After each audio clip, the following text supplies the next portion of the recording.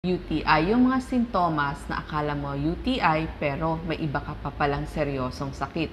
So, kailangan alamin natin itong mga sintomas na ito, UTI at mga seryosong sakit. Pag sinabi nating UTI, infection ito mula dun sa butas, sa urethra, may maliit na tubo dyan at nagkakaroon ng bakterya. Papasok dyan, pwedeng dumami dun sa iyong pantog, dun ulit sa mga tubo o ureters at hanggang umabot sa iyong bato or kidneys. Bakit nagkaka-UTI? 80% na dahilan ng UTI ay dahil dun sa bakterya na E. coli na galing sa puwitan ng isang babae at pumasok mula dun sa urethra or dun sa opening ng pag-ihi ng isang babae. Merong mga karaniwang sintomas ng UTI o tinatawag nating infection sa ihi o urinary tract infection. Maaaring UTI yon, pero isipin mo, baka iba pa ring sakit na akala mo lang ay UTI. Kaya nga mas pumupunta ang mga babae sa kanilang mga OBGYN.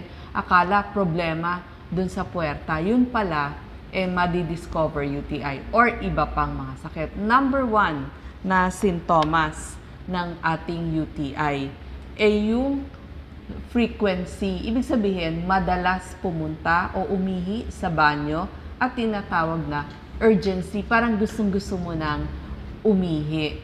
Yan, mararamdaman mo kapag may UTI ka o infection, pero nararamdaman din yan dun sa mga sexually transmitted na infection, katulad ng mga chlamydia, gonorrhea. Ang pagkakaiba lang nun, may nana, so titignan mo. At yung mga sakit sa pantog, yung dito sa ating pantog, yung mga interstitial cystitis o kaya yung mga OA o overactive na pantog ng isang babae. Kaya madalas ang punta mo sa CR. Number 2, masakit umihi, mahapdi o kaya parang mainit, burning. UTI yun, pwede rin yung sinabi ko ng mga sexually transmitted na infection katulad ng mga chlamydia, gonorrhea. Pero kapag kayo ay nagkaroon ng bato sa bato or kidney stones, napakasakit ng pag-ihi, mahapdi, lalo na kapag gumagasgas doon sa may tubo. At kapag meron ka ring vaginitis o yung nagkakaroon ng mga pamamaga, pamumula, at masakit na pag-ihi. Ang mga doktor na pupuntahan, OBGYN, o kaya nephrologist, kidney doctor, or urologist. Ito rin yung doktor sa pag-ihi. Number 3, malabo yung iyong ihi. Pag sinabing malabo, dahil yon sa WBC at bacteria. Pero pwede rin na nagiging mapula ang iyong ihi.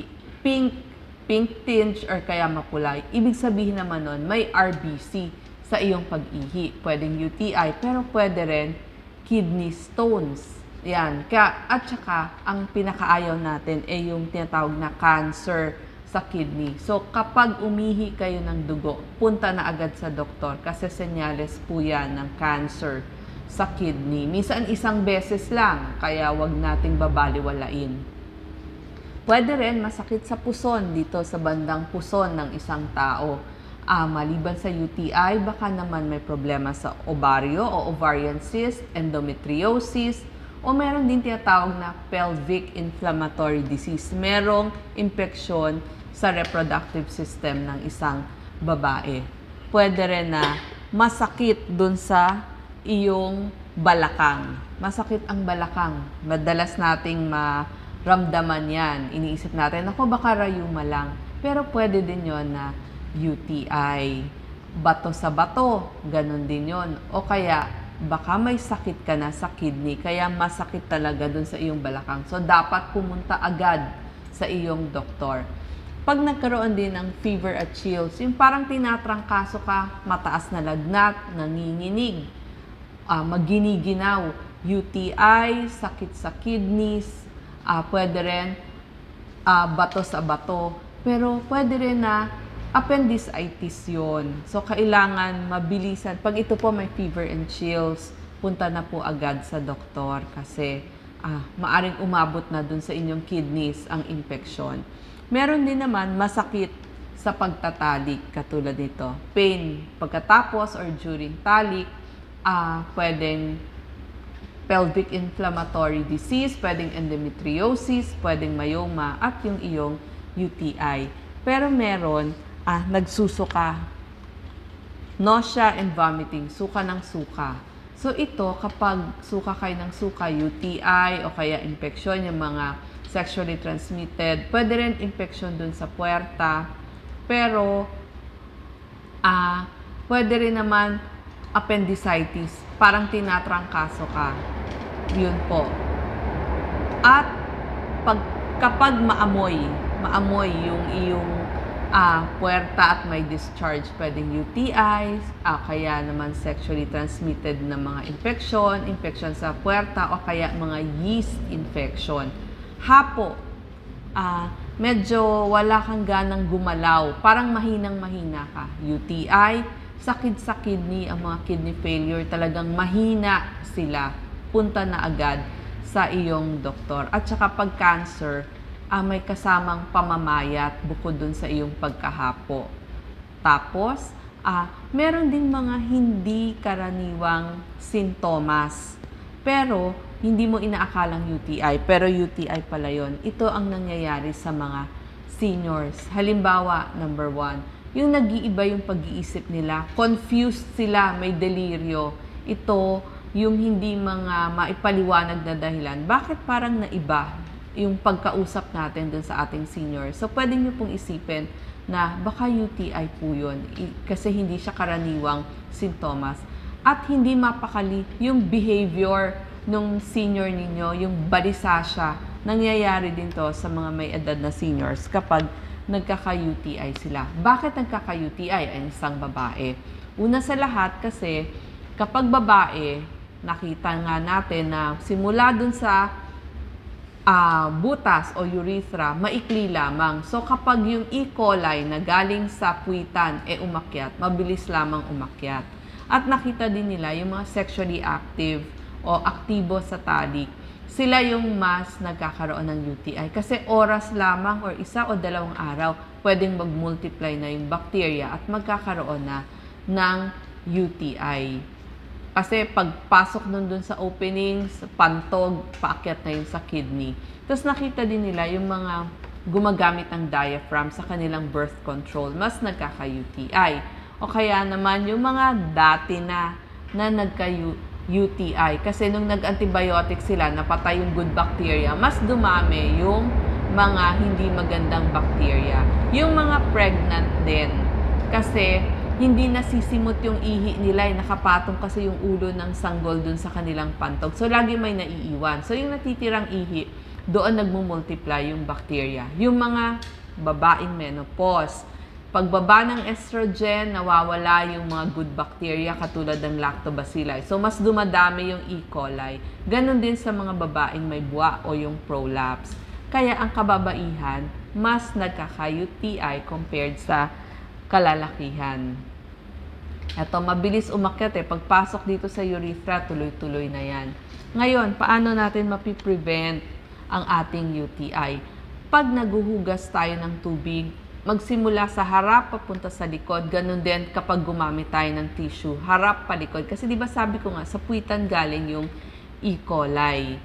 Tapos number 2, dagdagan nyo naman yung inom nyo ng tubig. Kung pwede, isang maliit na baso kada oras during waking hours para makasampu hanggang 12 baso tayo sa maghapon. Actually, yan din ang treatment sa UTI. Tapos number 3, umihi ng madalas. Huwag po nating iniipon yung ihi natin kasi magmumultiply talaga yung bacteria dyan. Umihi bago at pagkatapos ng pagtatalik kasi nga baka may umakyat na bacteria doon para mailabas agad. Bago at pagkatapos magtalik, maghugas ng maselang bahagi ng katawan, pati na ng ating kamay para hindi ma-introduce yung bacteria. Kasi nga, di ba, sabi ko nga sa mga sexually active. Mild soap lang ang gagamitin kapag naghuhugas para maiwasan natin yung pagkakaroon ng allergy o kaya hypersensitivity sa matatapang na sabon. So, mild soap yung ginamit natin sa katawan. Yun na rin yung panghugas. Actually, once or twice, isabay nyo na sa pagligo nyo yung pagsasabon. Huwag pong masyadong madalas. Tapos gumamit po ng cotton at maluluwag na underwear para mas mahangin, hindi mas irritated yung singit at saka yung maselang bahagi. Paano nyo malalaman kapag UTI ba to o hindi pala UTI o iba pang sakit? Number 1, syempre urinalysis, 100 pesos lang yon sa iyong pinakamalapit na laboratory. Magdala po kayo ng wipes kung walang tabo doon sa CR kung saan kayo magbibigay ng ihi. Hugas muna ng puwerta o kaya i-wipe. Tapos, may wipes kayo. Yung unang ihi, itapon nyo. Ang sahurin nyo, yung gitnang ihi, ang ibig sabihin nun, clean catch. Para yung mga unang bacteria, maitapon muna. So, kasi dapat po, ang ihi natin, walang bacteria, walang dugo, walang mga nana din sa loob. So, dapat clean yon, kaya tinawag na clean catch. So, yun po yung isasubmit ninyo, yung gitnang kinuha nyo. Ngayon, pwede po natin i-culture para titignan nyo kung may tumubo nga bang bacteria. Yung tinatawag naman na urine culture and sensitivity. Yung sensitivity, para malaman ng doktor anong antibiotiko ang irereseta o ibibigay sa inyo. Meron pang mga iba ultrasound para malaman kung merong bato sa inyong bato. Meron ding mga tinatawag na IVP or cystoscopy, pero mga special x-rays yan, pati CT scan. Doktor na po ang magsasabi kung kailangan talagang gawin. Ano ba ang gamutan? Siyempre, antibiotiko para mapatay yung mikrobyo at lifestyle changes. Pag sinabi nating lifestyle changes, iinom. Sabi ko nga ang treatment, pag inom ng tubig, 10 to 12 glasses a day. Yan po ang simula. Merong mga antibiotic, doktor nyo po. Kaya sabi ko, pag medyo hindi nawawala sa pag-inom ng tubig, punta na po kayo sa inyong doktor. Example lang po ito, trimethoprim, sulfamethoxazole, nitrofurantoin, meron pa pong yung mga ciprofloxacin, levofloxacin, para po ito sa malalang UTI na yon o diabetic o kaya dun sa ating mga seniors na more than 65 years old. Meron din pong mga amoxicillin clavulanate kapag merong mga hypersensitivity sa ibang antibiotics. At kung pregnant at breastfeeding, pwede po yung mga cephalosporins. Inom po ng tubig, dagdag ng tubig, mag-visit sa inyong OBGYN, nephrologist, or urologist. Maraming salamat po.